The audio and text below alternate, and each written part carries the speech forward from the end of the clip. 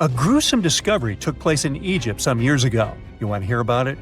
16 human hands, carefully buried in 4 eerie pits. They didn't look too much like human hands at first, since they were abnormally large, but they were. Weirdly, there were only right hands, no left hands were in sight. It turned out that it points to the practice of an ancient dark ritual.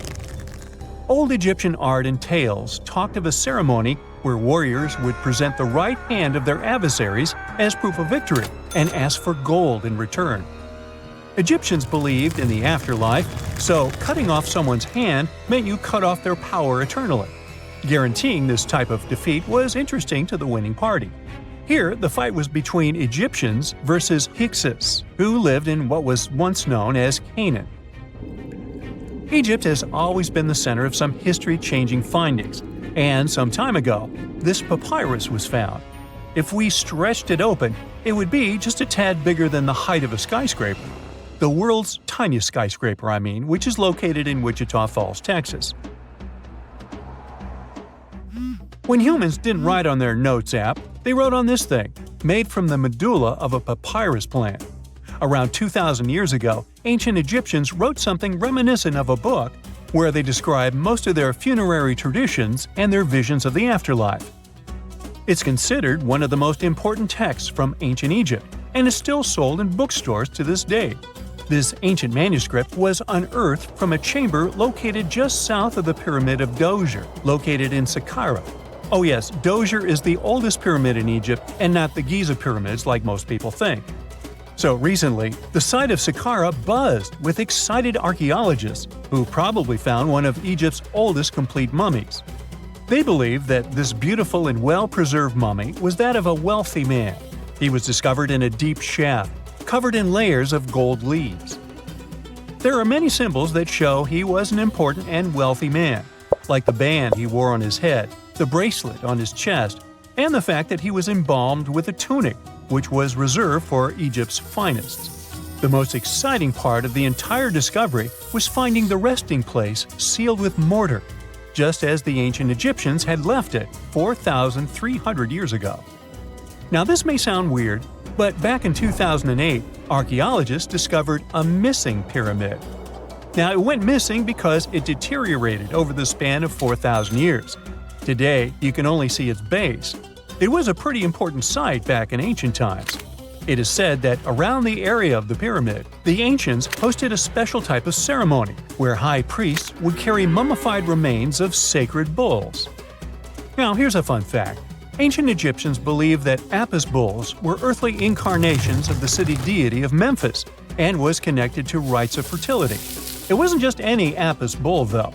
They needed to be all black with a single white mark between its horns and a bunch of very specific characteristics.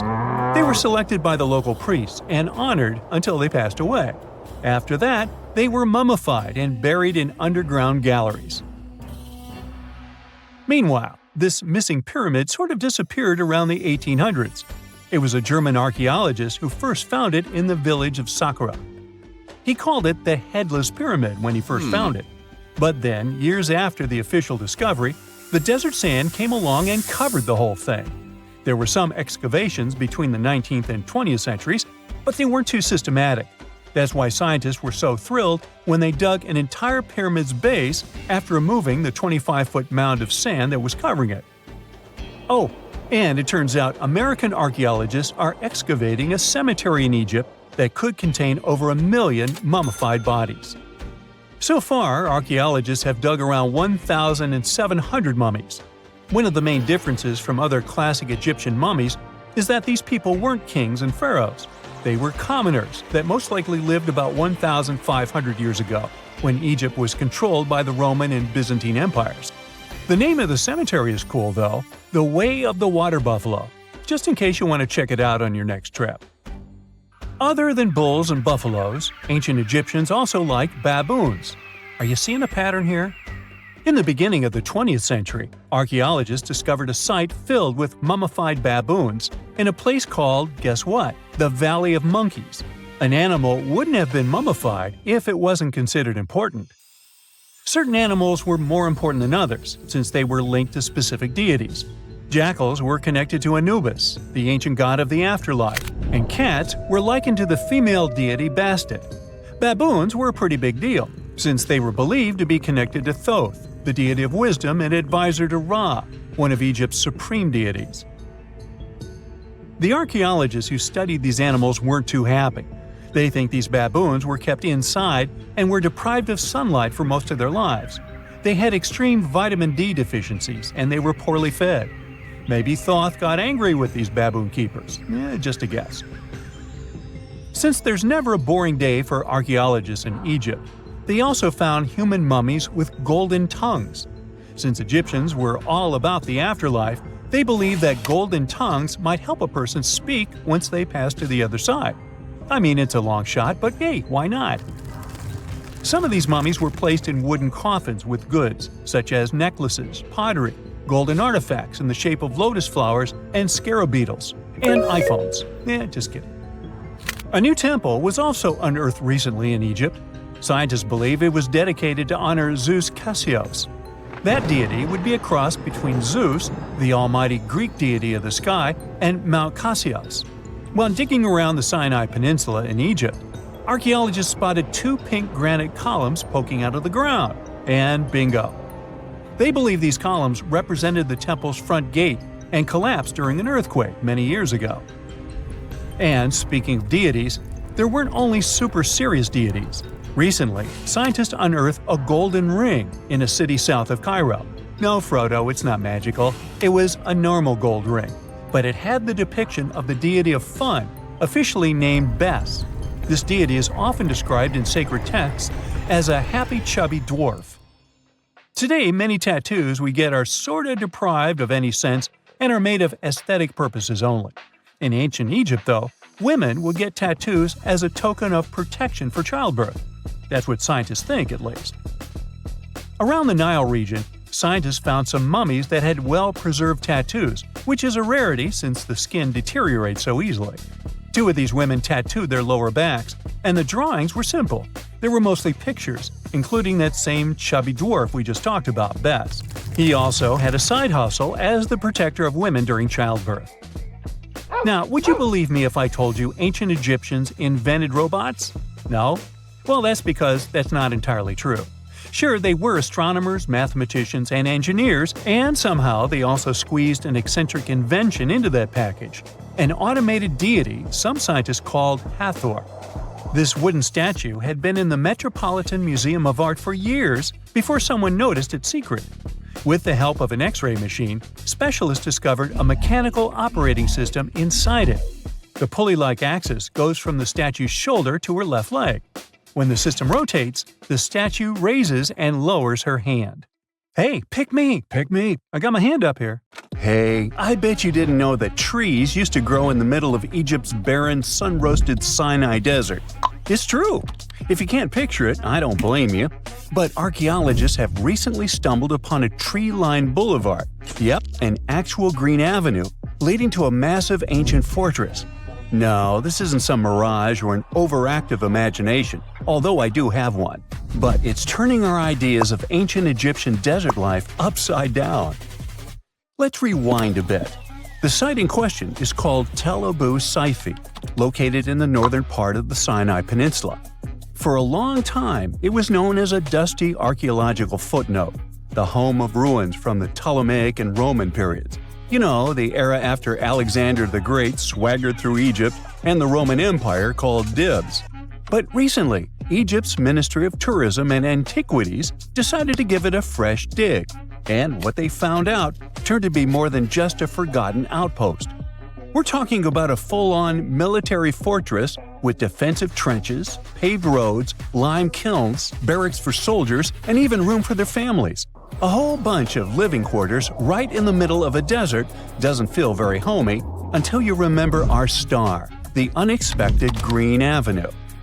This road was over 300 feet long and 36 feet wide, as long as an American football field, paved with limestone slabs and lined with more than 500 clay planting pits. These weren't for show. They held actual trees, creating a shaded tree-line entrance straight to the fortress. Imagine walking through that, the sun blazing overhead, and suddenly, blessed shade. Ooh. Now, that's not just a grand entrance, that's an ancient red carpet, or maybe a green one. But this wasn't about curb appeal. The existence of hundreds of trees in a desert landscape over 2,000 years ago tells us something big. You see, the Ptolemaic Egyptians weren't simply good at building monuments.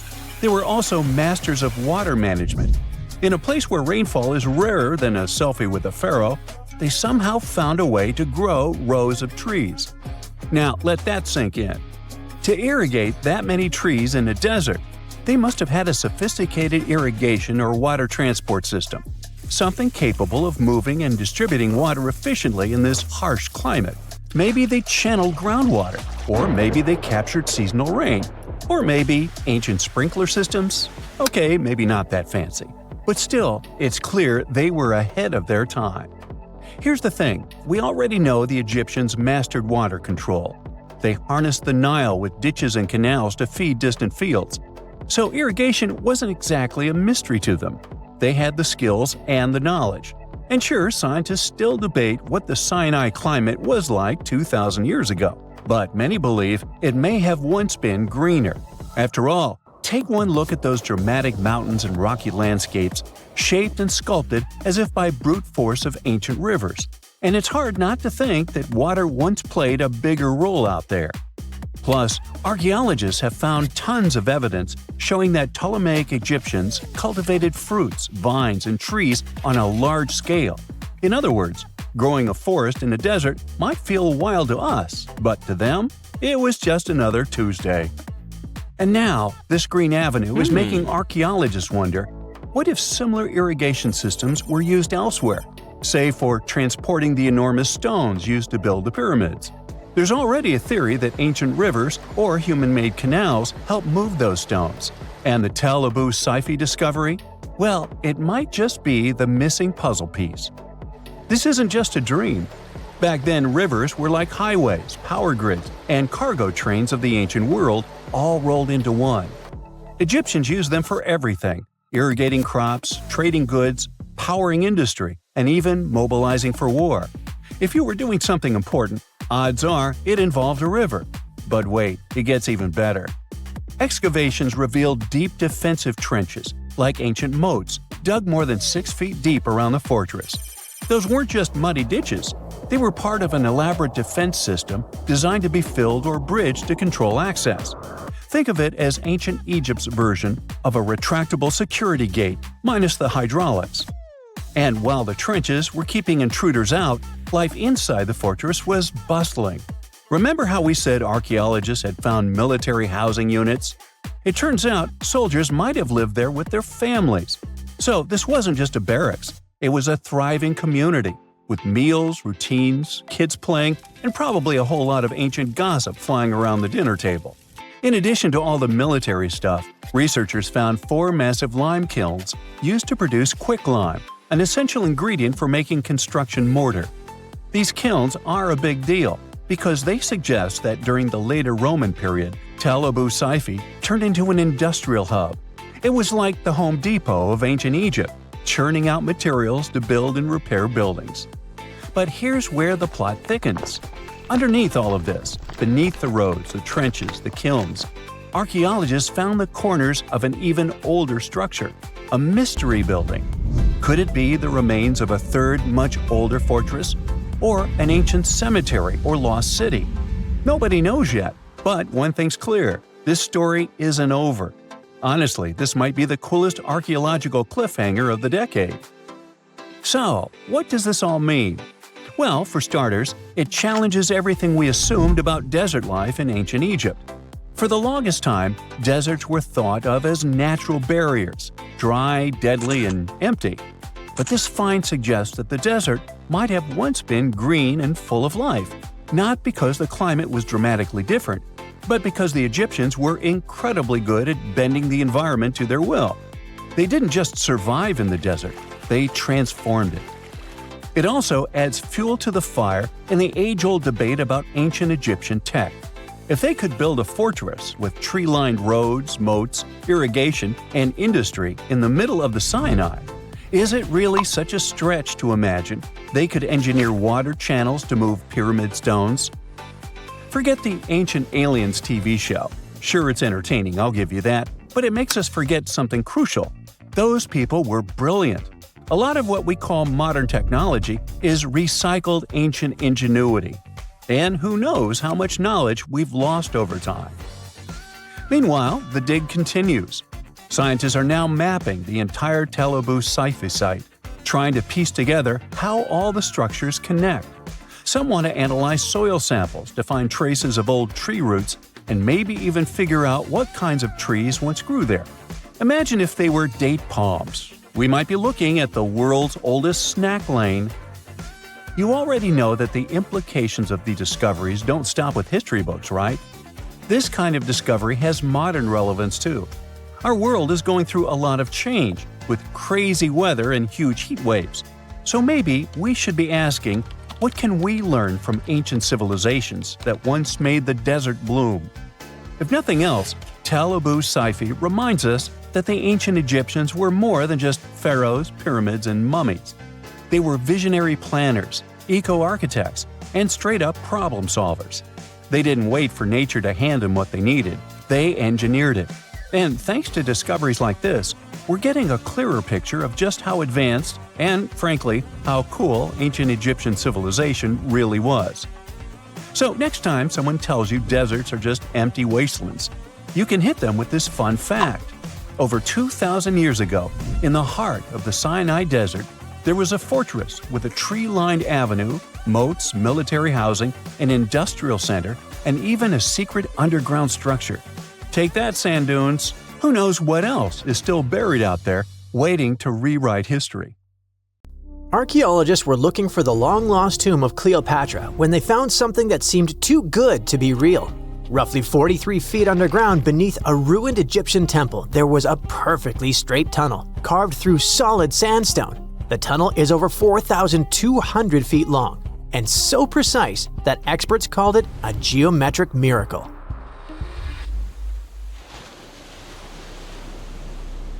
The tunnel sits beneath an ancient city west of Alexandria, near Egypt's Mediterranean coast. The team that found it carefully peeled back layers of stone and debris until they hit this passage, about 6.5 feet tall, cut cleanly into bedrock. There were no collapse marks or wandering curves, just precision. If you've ever tried to drill a straight hole into a wall at home and failed within seconds, imagine doing this underground for nearly a mile.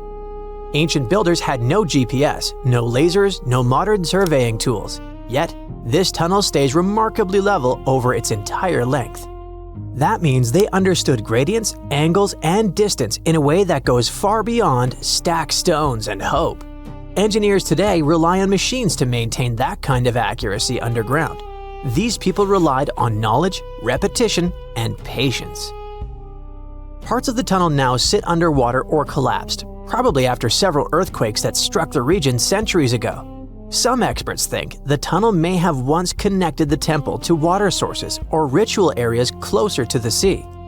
Archaeologists noticed that the Egyptian tunnel is an exact replica of the Eupalinos tunnel in Greece. It's believed to be one of the most important engineering achievements of antiquity, which only makes the Egyptian tunnel more special. Underground passages in ancient Greece linked temples to sacred springs. Back in ancient times, people moved through space in specific ways, underground and above, to reenact myths and journeys of gods. A tunnel like this could represent a path to the underworld, rebirth, or divine transition. Nobody would invest this much effort in construction just for decoration. Plus, in earlier digs at the site, archaeologists pulled up all kinds of artifacts, including coins with the names and faces of Cleopatra VII and Alexander the Great. They also found figurines, statues of deities, a mummy with a gold tongue, and even an entire cemetery packed with Greco-Roman style mummies. The perfect geometric tunnel isn't an isolated flex. Not far away, underwater archaeologists off the coast of Alexandria uncovered something that sounds like it belongs in a royal travel documentary. A 2,000-year-old pleasure boat that once glided along the Nile. And this wasn't just another fishing vessel or cargo barge. It likely stretched over 115 feet long and 23 feet wide, and had a decorated cabin, plus around 20 rowers, which turned the river into a moving palace. This isn't speculation pulled out of thin air. An ancient Greek geographer named Strabo wrote about these exact boats around the 1st century BCE. He described lavish vessels used by royalty during festivals and ceremonial outings in Alexandria. For years, historians treated that as a poetic exaggeration. Then, this wreck surfaced, and suddenly, Strabo sounded less like a storyteller and more like a witness. Even ancient art backs it up. The Palestrina mosaic from Italy shows richly decorated boats floating down the Nile. They match both the texts and the physical evidence almost perfectly. Inside the wreck, archaeologists found something small but incredibly human. Graffiti scratched into the wood in Greek. Just writing left behind by someone who stood on that deck 2,000 years ago. Researchers haven't fully decoded the text yet, but its existence alone matters. It tells us this wasn't just a floating symbol of power. People lived on it. It was sort of like a modern luxurious yacht, and the Nile was like a highway. All types of vessels with passengers were moving back and forth, visiting friends, carrying their goods for trade, doing business, and, of course, going on pleasure cruises. The location of the pleasure boat makes the story even better. The boat sat near the temple of Isis on Antirodos, an island that once hosted royal and religious buildings before earthquakes and rising seas erased it from the surface. That temple collapsed around 50 CE, and researchers believe the boat may have sunk during the same disaster. Another recent find that has to do with life on the Nile is the lower part of the massive worship complex about 10 miles southwest of Cairo. It connects directly to an upper temple dedicated to Ra, the Egyptian deity of the sun. The newly excavated part is a 4,500-year-old valley temple. The upper temple sits on higher ground, and archaeologists excavated it years ago. The valley temple is closer to the Nile, and it's connected to the upper part by a causeway. A German Egyptologist actually started excavating part of the temple back in 1901, but the groundwater sat much higher then, and he had to stop. Now, the groundwater level is lower, and a modern team has managed to excavate about half of the Valley Temple since 2024. Once they got in, archaeologists uncovered the remains of a columned entrance portico. Then they found blocks carved with a calendar of religious events, almost like an ancient public schedule. The text includes feasts for Sokar, a falcon-headed deity linked to Memphis, which was a major capital during the Old Kingdom, plus the festival of Min, a fertility deity, and even the procession of Ra. The calendar blocks all showed up around the entrance portico area, which most definitely means that the outside facade of the temple displayed this long feast calendar publicly. That's why archaeologists think this might be one of the earliest examples of a true public calendar ever found. A literal event list for an entire community, built into the architecture. On top of that, the team found dozens of decorated blocks covered in inscriptions that named a pharaoh who ruled around 2420 to 2389 BCE and had the temple built. This temple shows how people moved through ancient Egypt. Because the upper temple handled the main worship, but the valley temple made the whole place accessible. It acted like the landing area for boats coming in, either directly from the Nile or more likely from one of its side channels. So instead of hiking across desert terrain, visitors could arrive by water, step onto the temple's landing stage, enter through the Valley Temple, then head up the causeway ramp toward the upper temple on the hill. After about a century of use, researchers found that the Valley Temple had been repurposed into a residential area. And the best part is, what they found from that era: 2 wooden pieces used for playing Senet, an ancient board game. Senet shows up at other Egyptian sites too, including King Tutankhamun's tomb, but nobody fully agrees on the rules today. Some discoveries in Egypt create new mysteries instead of solving the old ones.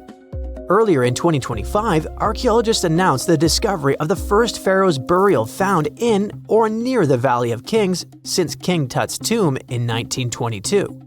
The newly found tomb of Thutmos II flooded almost immediately after burial. Ancient officials rushed in, removed the mummy and most of the grave goods, and hid them somewhere else. The weirdest part is that an alabaster ointment jar inside the tomb links the burial directly to Hatshepsut, Thutmos II's wife and half-sister. The inscription basically says she made this monument for him, which proves she arranged his burial. But it still doesn't explain why she placed him here and later chose the Valley of the Kings for herself. Now, archaeologists are studying a huge mound of rubble near the tomb, about 75 feet tall, and suspect it was built to hide something important. If a second tomb sits underneath, it could be complete and undisturbed.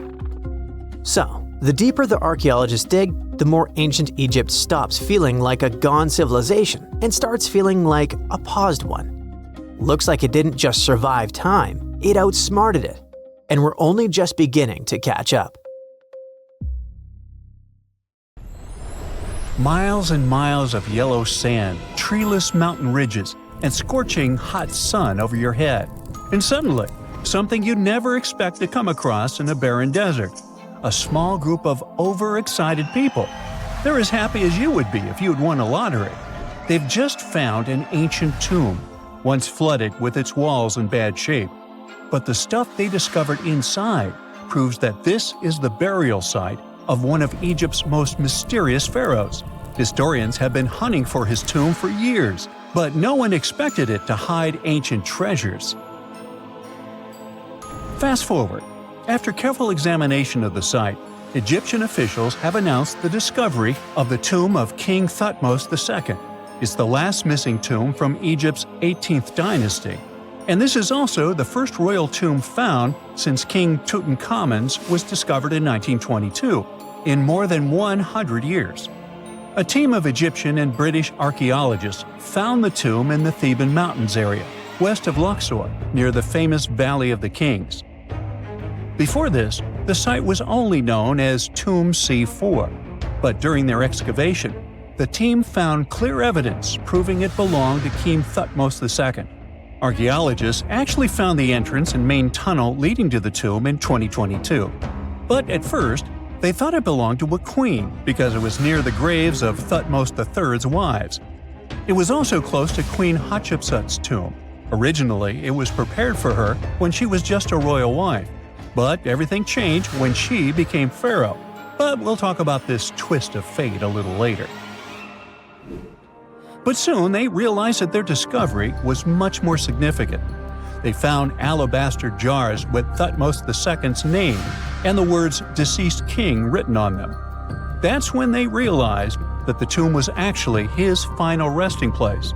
Sadly, Thutmos II's tomb has seen better days. According to the head of Egypt's antiquities sector and the leader of the Egyptian excavation team, the tomb suffered major damage from ancient floods not long after the pharaoh's death. Water swept through the burial chamber, likely destroying or displacing many of the original artifacts. Much of what had been once inside the tomb was moved elsewhere in an attempt to salvage it. The researchers found out that the tomb had a basic design, with an entrance, a sloping main corridor, and a burial chamber. The corridor was coated in white plaster and rose about 4.5 feet above the floor of the burial chamber. A large staircase and a very large descending corridor of the tomb indicated its grandeur. It took the team a long time to navigate through, though, as the tomb was blocked by flood debris and collapsed ceilings. Only after crawling through a 32-foot passageway with a small 16-inch gap at the top, the worst nightmare for those of us with claustrophobia, were they able to reach the burial chamber. There, they were in for another surprise. They cleared the debris, expecting to find the crushed remains of a burial beneath. But the tomb turned out to be completely empty, and it was not due to robbery. It had been deliberately emptied. The researchers soon realized that the tomb had been flooded since it had been built underneath a waterfall. It happened just a few years after the king's burial, so the contents of the tomb were moved to another location. That's why there was a second corridor in the tomb. It was most likely made to help remove King Thutmos II's body from his flooded tomb.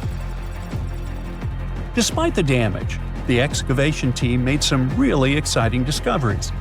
They found traces of mortar decorated with blue inscriptions, yellow stars, and fragments from the Book of Amduat, one of the most significant funerary texts in ancient Egypt. The book was meant to guide the deceased through the underworld, ensuring a safe journey to the afterlife. Now, how about we sneak a peek at ancient Egypt's 18th dynasty? It was all about conquering lands, expanding the empire, and building jaw-dropping monuments. Some of the biggest names from that era: Thutmos I and Thutmos III, both legendary warrior kings who left their mark in history. Thutmos I was a fierce fighter who led major military campaigns, pushing Egypt's border further south than ever before, all the way to the fourth cataract of the Nile. His victories gave Egypt access to new trade routes, stronger political ties, and more wealth.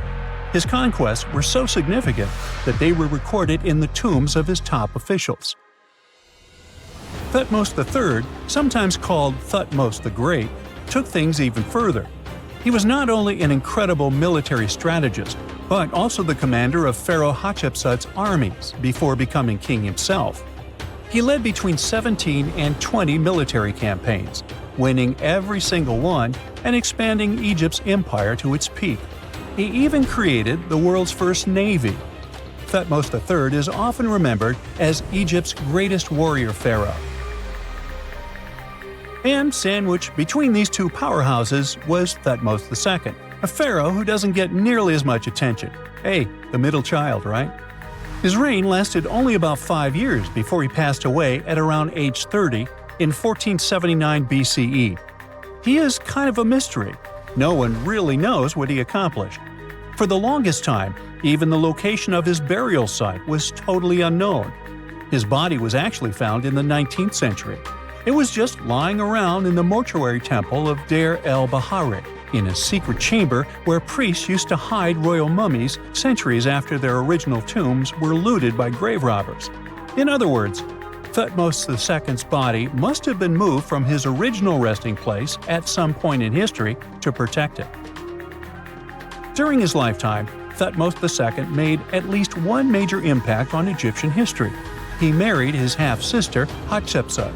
That might not sound like a big deal, but it helped her become Egypt's greatest female pharaoh after he passed. The catch? She kept her stepson, Thutmos III, off the throne for decades. When he finally took power, he erased her name from history out of spite. And still, Hatshepsut is one of Egypt's greatest pharaohs, no matter if you're talking about a man or a woman. She brought a lot of wealth and art to Egypt. She led a big trading trip to a place called Punt, where she brought back things like gold, ebony, and incense. She also made sure her name lasted by building amazing structures that we can still see today. At Karnak, she added huge obelisks. One of them is still standing tall. She also was the one to build the Temple of Deir el-Bahari with its countless columns. She was buried there.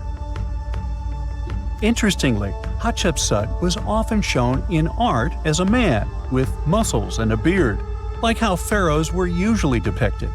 But she made sure there was always something in the artwork that reminded people she was a woman, like calling herself Daughter of Re, or His Majesty herself.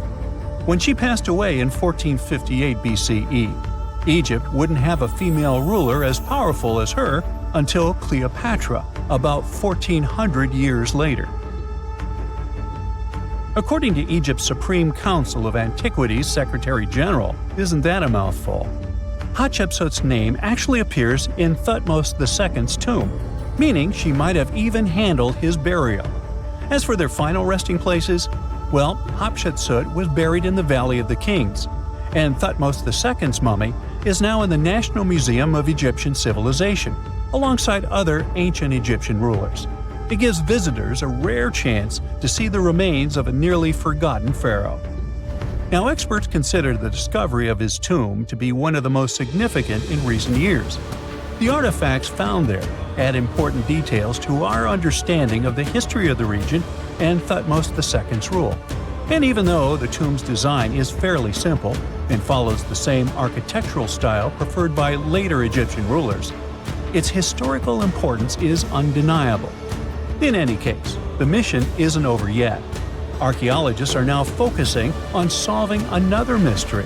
Where did the rest of the tomb's contents end up? The team is determined to continue their search. Who knows what other secrets they will uncover that have remained hidden beneath the sands for thousands of years.